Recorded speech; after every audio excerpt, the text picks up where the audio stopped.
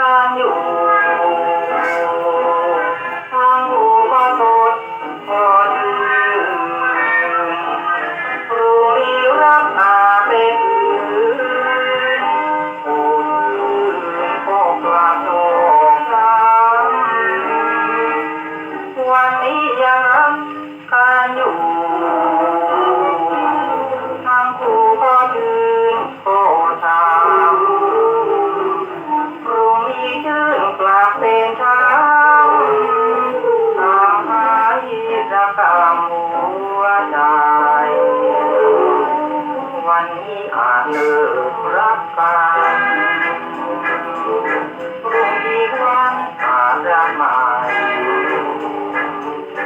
รักกันแล้วจึงจำไป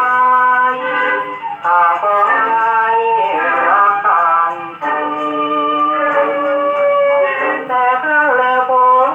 สุดท้ายทางฝ่ายด้านบนผู้หญิง